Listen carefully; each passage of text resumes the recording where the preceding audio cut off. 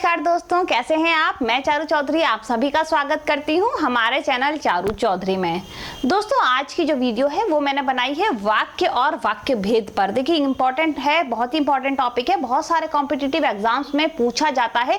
सिर्फ आपको प्रश्न आ जाएगा कि राम खाना खाता है, यह कौन सा वाक्य का प्रकार है। तो यहाँ पे आपको पहचानना पड़ेगा कि कौन सा प्रकार है। इस तरीके के बहुत सारे क्वेश्चंस आते हैं। तो यहाँ पे मैं आज आपका यह कॉन्सेप्ट जो है वो पूरा क्लियर कराने वाली हूँ कि वाक्य और वाक्य के भेद कितने प्रकार के हैं और उसमें भी कौन कौन से टाइप्स हैं, वो सारे आज हम इस वीडियो में पढ़ने वाले हैं। तो दोस्तों, पढ़ने से पहले आप सबसे पहले हमारा जो चैनल है उसको लाइक, सब्सक्राइब और शेयर जरूर कर दीजिए, ठीक है।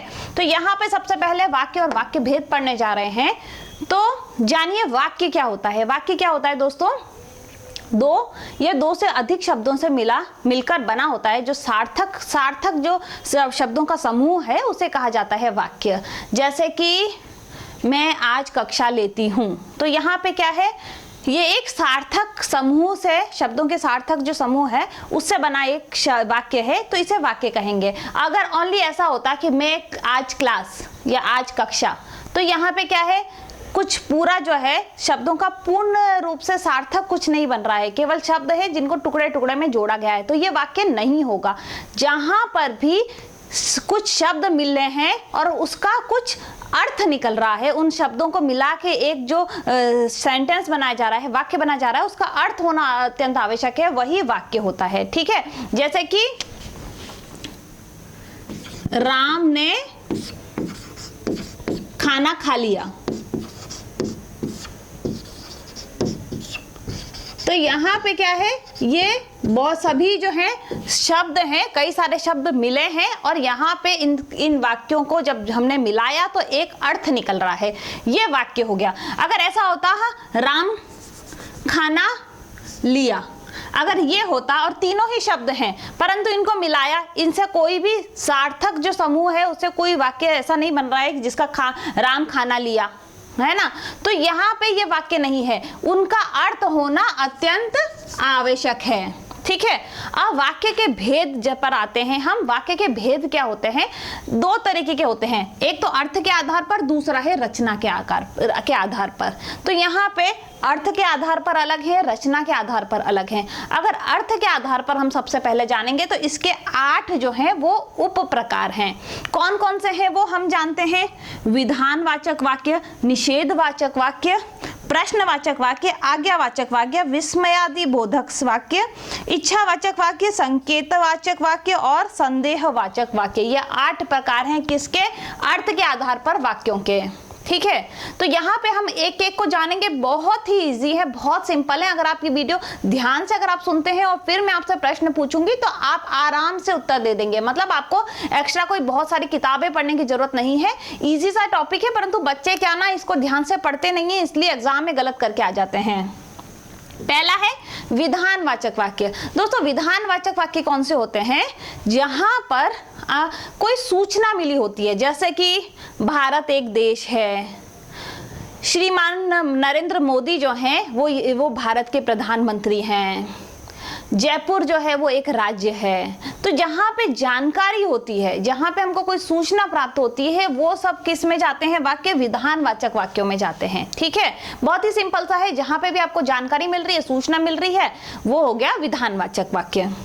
दूसरा देखिए, दूसरा है निषेधवाचक वाक्य। निषेध, यहाँ पे आप इस शब्द को पढ़ के ही जान जाएंगे कि निषेधवाचक में क्या होगा। जहां पर भी मना नहीं आता है, मतलब मैं खाना नहीं खा सकती, ठीक है।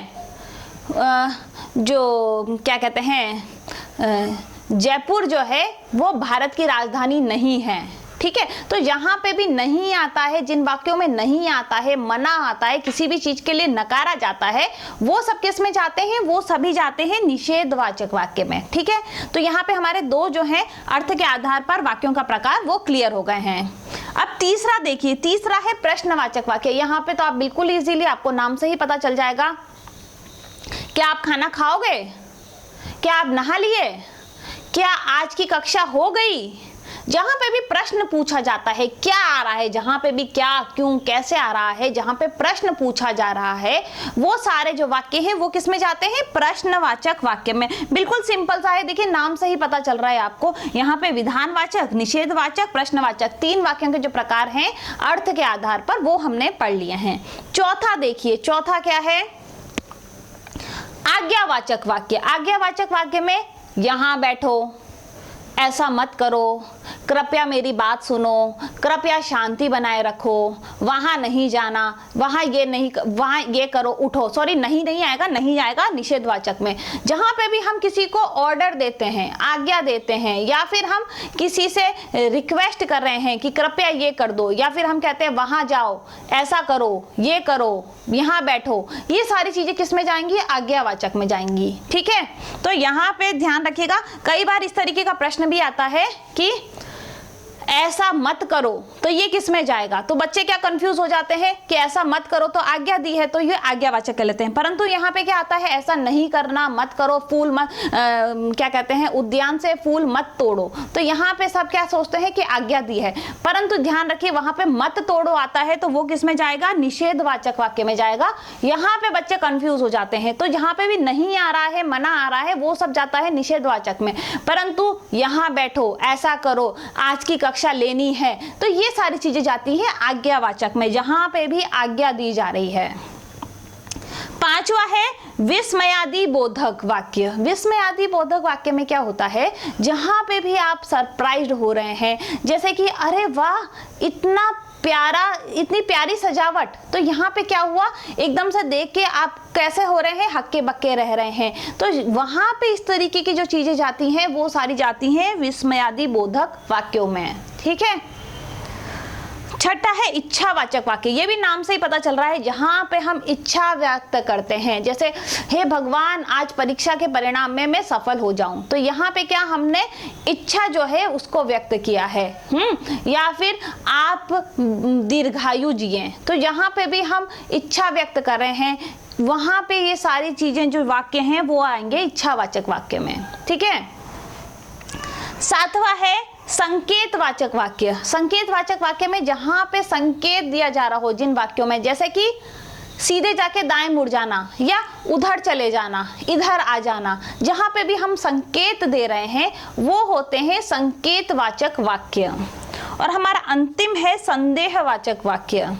संदेह में संदेह जाहिर होता है, सभी देखेंगे, आप कहीं देखेंगे तो बहुत सारों में आप नाम से ही समझ जाएंगे कि इन वाक्यों में क्या होता होगा। अभी संदेह में क्या है, आज परीक्षा परिणाम आ रहा है, मुझे ऐसा लगता है कि मैं प्रथम आऊंगी, तो यहाँ पे क्या है, ये संदेह है, हो भी सकता है नहीं भी हो सकता है। आज ऐसा लग रहा है कि बारिश आएगी, तो जहाँ पे भी आपको संदेह लग रहा है कि ऐसा हो सकता है, आशंका लग रही है, वो सारे वाक्य जो हैं वो जाते हैं संदेहवाचक वाक्य में।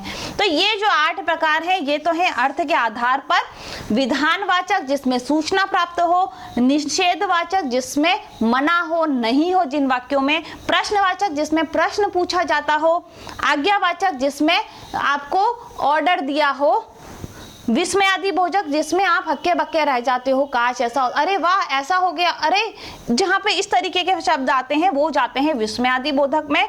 इच्छावाचक में इच्छा जाहिर की जाए ऐसे वाक्य, संकेतवाचक में जहां पे संकेत दिया हो, और संदेहवाचक में जिस भी वाक्यों में संदेह हो किसी बात को लेके वो जाते हैं संदेहवाचक वाक्य में। अब देखिए ये सारे तो हो गए वाक्यों के भेद जो अर्थ के आधार पर। अब बहुत इंपॉर्टेंट है रचना के आधार पर। रचना के आधार पर केवल 3 ही प्रकार होते हैं, परंतु तीनों ही बहुत ही इंपॉर्टेंट हैं। इससे रिलेटेड क्वेश्चन आप एग्जाम में पाएंगे। अगर आप कोई कॉम्पिटिटिव एग्जाम दे रहे हैं और हिंदी ग्रामर जो है वो उसका पार्ट है, आजकल तो बहुत सारे एग्जाम्स हैं जिसमें सब में हिंदी ग्रामर जो है वो कंपलसरी ही है। तो हिंदी ग्रामर अगर है तो, या फिर आप स्कूल के स्टूडेंट्स हैं ये, तो वहां पे भी अगर हिंदी ग्रामर पढ़ रहे हैं तो उसमें भी बहुत ही इंपॉर्टेंट है रचना के आधार पर जो वाक्यों के भेद हैं। 3 भेद होते हैं। कौन कौन से हैं वो भेद? सरल वाक्य, संयुक्त वाक्य और मिश्र वाक्य। सरल वाक्य जो है इसको साधारण वाक्य भी कहा जाता है, तो यहाँ पे आपको कंफ्यूज नहीं होना है। सरल वाक्य और साधारण वाक्य जो है वो दोनों एक ही हैं। अभी देखिए सरल वाक्य, जैसा कि नाम से ही पता चल रहा है सरल वाक्य सरल ही होगा। जैसे सीता खाना खाती है, राम जा रहा है, जहाँ पे केवल एक ही वाक्य है, सीधी सिंपल सी बात कही है, दो उपवाक्य नहीं है, केवल एक ही सेंटेंस है, एक ही वाक्य है, वो जाता है सरल वाक्य में।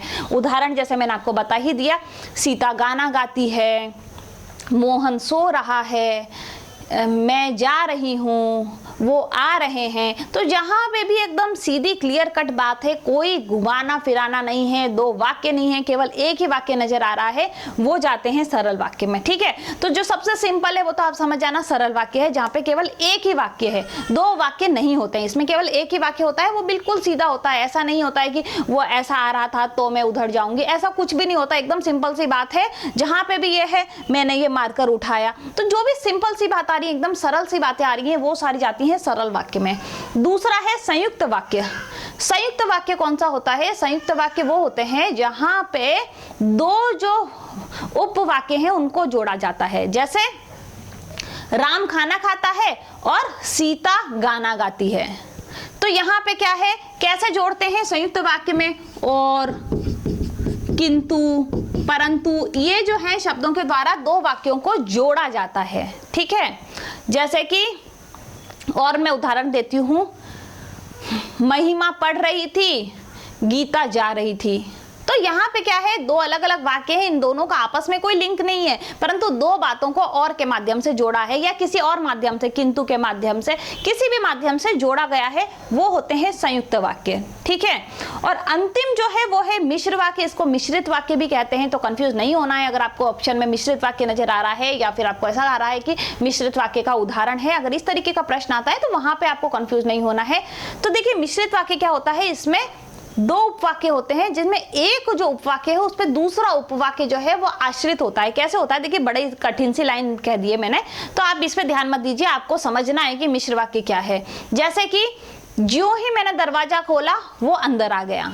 ठीक है, अगर तुम दवाई लोगे तो ठीक हो गए। तो यहाँ पे क्या है, जैसे दो मैंने आपको उदाहरण दिए हैं, जो ही मैंने दरवाजा खोला तो वो अंदर आ गया। तो यहाँ पे क्या है, एक उपवाक्य पे दूसरा उपवाक्य जो है वो आश्रित है। अगर मैं दरवाजा नहीं खोलती तो वो अंदर नहीं आ सकता था। तो यहाँ पे क्या है, एक उपवाक्य पे दूसरा उपवाक्य जो है वो आधारित है।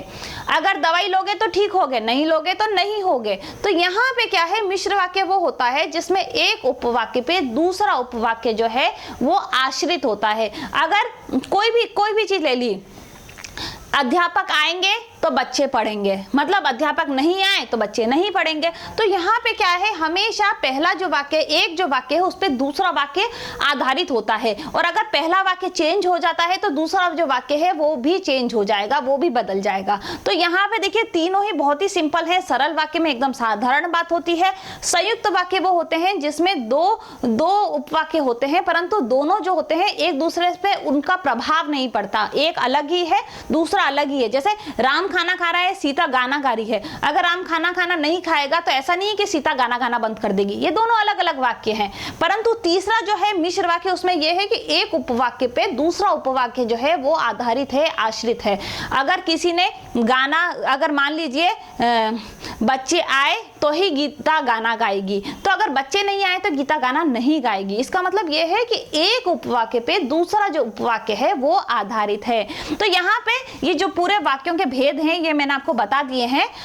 अगर आपको ये वीडियो पसंद आई है तो आप लाइक, शेयर और सब्सक्राइब जरूर कर सकते हैं। और अगर आपको अभी भी कंफ्यूजन है किसी एक विशेष टॉपिक को लेके, या फिर अगर आपको कोई एक जो है पार्ट आपको कोई समझ में नहीं आया है, इससे रिलेटेड कोई भी क्वेश्चन पूछना चाहते हैं, तो आप बेझिझक मुझे कमेंट कर सकते हैं, मुझे मेल कर सकते हैं।